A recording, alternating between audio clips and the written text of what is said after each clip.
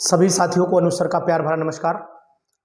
दोस्तों, एक question exam के बाद सभी के मन में चलता है और क्वेश्चन क्या है कि सर कट ऑफ जाने की क्या उम्मीद है। पेपर ने आपको बता दिया होगा कि आपका अपना कट ऑफ क्या है। पेपर ने ये डिसीजन दे दिया होगा कि आप सेलेक्ट होंगे या नहीं होंगे। ये आपके अंदर से आवाज जरूर आ रही होगी। बस डिफरेंस इतना आ सकता है कि अगर 2-4 नंबर इधर उधर हुए तो सिलेक्शन हो सकता है और सिलेक्शन नहीं हो सकता। ये बहुत सारी सिचुएशन बहुत कॉमन होती हैं, इसमें कोई भी ऐसी समस्या नहीं है। लेकिन फिर भी हम ये जानने की कोशिश करेंगे कि आखिरकार कट ऑफ कहां पर जाएगी। ये बात आज हम पूरी तरीके से आपके साथ में डिस्कशन करेंगे। देखिए, सबसे पहली बात तो यह है कि अगर हम लोग जनरल, ओबीसी और एससी तीनों कैटेगरी की कट ऑफ की बात करने की कोशिश करें तो हम आपसे ये जरूर कहेंगे कि मिनिमम क्राइटेरिया कहां तक हो सकता है, क्योंकि नंबर ऑफ वैकेंसीज बहुत है। जो नंबर ऑफ वैकेंसीज हैं, क्योंकि जैसा कि मैंने आपको बोला था कि लोगों ने कहा था इसमें, यही मैं भी फिर बात वही बोलने जा रहा हूं कि मैं ही एक ऐसा इंसान था जो लगातार बोल रहा था कट ऑफ 80 से नीचे नहीं गिरने वाली किसी भी कीमत पर, पीजीटी चयन बोर्ड वाली। लेकिन लोग बोले नहीं, पेपर बहुत कठिन है, 60 चली जाएगी, है ना, मतलब नंबर ऑफ क्वेश्चन की बात कर रहा हूं, 60 चली जाएगी। हालांकि कुछ लोगों ने तो यहां तक की वीडियोज रिलीज कर दी थी कि कट ऑफ में मुश्किल से 40% तक जाएगी, 50, 60, 70 सब टहल रहे थे, इससे इतना कठिन पेपर है। लेकिन आपने देखा था कि उसकी कट ऑफ भी अच्छी गई थी। वही यहां पर इंडिकेट करना चाह रहा हूं कि जो जीआईसी मेन का जो एग्जाम था, इस एग्जाम का पेपर पैटर्न और पेपर बहुत टफ नहीं था, लेंथी था। इस बात से आप भी सहमत हैं, मैं भी सहमत हूं। टाइम कंज्यूमिंग पेपर भी था, इस बात से भी आप सहमत हैं। और कैलकुलेशन बेस भी पेपर था, इस बात से भी आप सहमत हैं, जिसमें पूरी कंसेप्ट पूछ ली गई थी। मतलब एक क्वेश्चन को पूरा लॉन्ग क्वेश्चन में कन्वर्ट करके पूछ लिया गया था। इसमें पूरा लिखना भी पड़ रहा था, डायग्राम भी बनाने पड़ रहे थे। अगर हाइब्रिडाइजेशन पूछा गया तो क्या आपने पूरी हाइब्रिडाइजेशन की स्टेप्स नहीं उसकी की होंगी। यहां पर टाइम कंज्यूम होता है, क्योंकि डायग्रामेटिकली जो भी लिखा जाता है वो टाइम खाता है। अगर हम सिंपल लिखते चले जाएं, टाइम नहीं खाएगा। अगर हमें स्क्वायर बनाने पड़ जाए, डायग्राम बनाने पड़ जाए, 100% टाइम बढ़ जाएगा।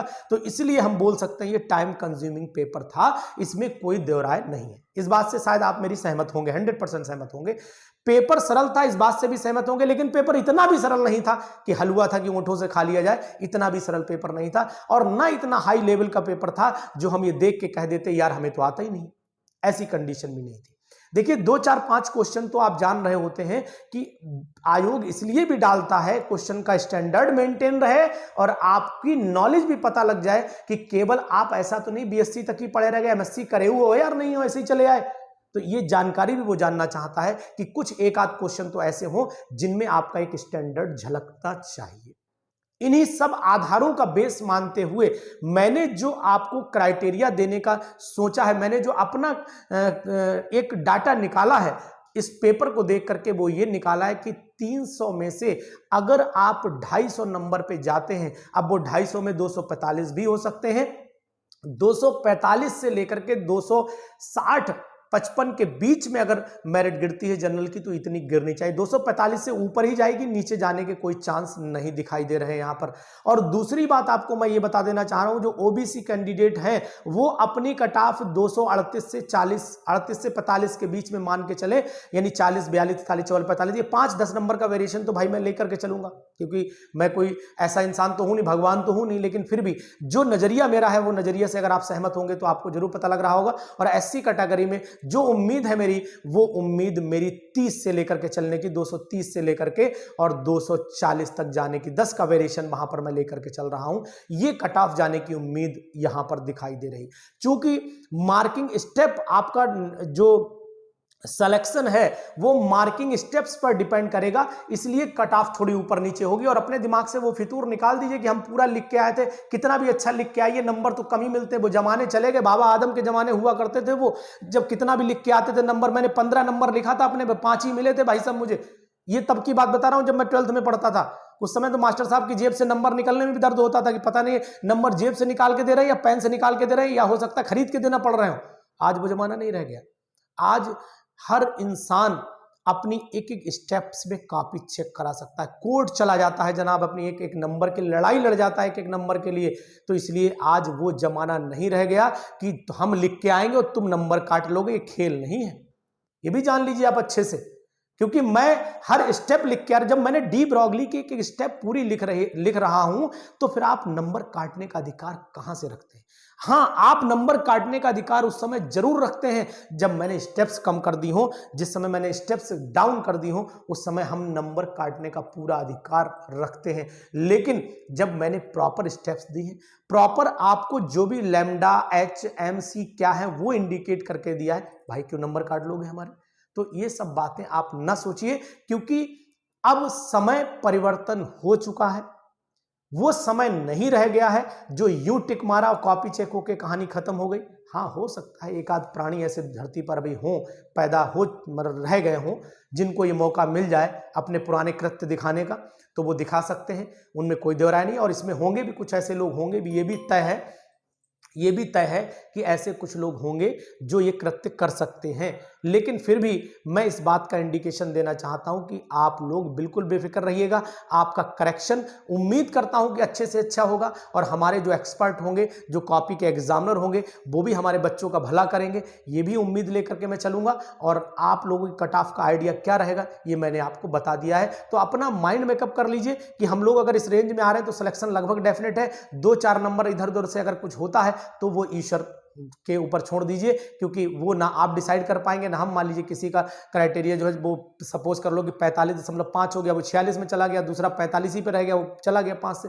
तो ये सब चीजें वो आपके भाग्य पर निर्भर करती हैं। लेकिन जो आपने कर्म किया है, जो आपने पेपर दे के आए हैं, वो जरूर आपको बता रहा होगा कि आखिरकार आप कितने गहरे पानी में तैर रहे हैं। और मैं आपको बता देना चाह रहा हूं, अगर आपकी गहराई 250 की रेंज में चल रही है, अगर आपकी गहराई 240 की रेंज में चल रही है, अगर आपकी गहराई 230-35 की रेंज में चल रही है, तो फिर आप एक सेलेक्टेड कैंडिडेट हैं। कैटेगरीज वाइज मैंने ये क्राइटेरिया निकाला हुआ, पेपर को देखते हुए निकाला हुआ है। लेंथी पेपर था, सबके लिए था, सबका छूटा होगा, तो फिर मैंने वही एक मान के चला कि किसी बच्चे ने कहां पर छोड़ दिया होगा, ये क्राइटेरिया एक चल रहा होगा। हाँ, 220 से नीचे नहीं गिरने वाला, किसी भी कीमत पर नहीं गिरेगा, 101% नहीं गिरेगा, ये भी दावा करता हूं कि 220 से नीचे किसी भी कैटेगरी में नहीं जा पाएगा। आप सोचे नहीं साहब ऐसी कैटेगरी में 200 चला जाएगा, 180 चला जाए, संभावना कम है। लेकिन हाँ, पेपर सरल होने के कारण ये बढ़ सकती, वैल्यूज बढ़ सकती है, ये बात ध्यान रखिएगा। तो अगर आप इस बात से सहमत हो कि कट ऑफ कितना होगा, तो ये वीडियो जरूर देखिएगा, आपको जरूर अपना आइडिया लगेगा कि आखिरकार हम लोग किस कट ऑफ में गिर रहे होंगे। और एक बार पेपर चेक कर लेना, बाकी हिंदी का पेपर भी आपको डिसाइड कर देगा कि आपका सिलेक्शन किस रेंज में आ रहा है। तो दोस्तों, अपने साथियों को जरूर बताइए कि आपकी कट ऑफ क्या है, और अपना व्यू भी रख दीजिए मेरे सामने। हो सकता है मेरे व्यूज में कुछ प्लस माइनस हो। अगर आप मेरे व्यू से सहमत हो तो एक बार इस वीडियो को कमेंट जरूर करके बताइएगा कि हम आपकी वीडियो से सहमत हैं। असहमत हो तब भी बताइएगा कि नहीं साहब इसकी रेंज हमें ये लग रही, तब भी हम आपको जरूर सपोर्ट करेंगे और आपकी बात का ध्यान भी रखेंगे और आपसे कुछ सीखने की क्षमता भी रखेंगे। तो इसलिए अपने दोस्तों को, अपने साथियों को और अपने आप को इस कट ऑफ से संतुष्ट करने की कोशिश करिएगा। बाकी जब कट ऑफ आपके सामने आएगी तो फिर सब नजरिया आपके सामने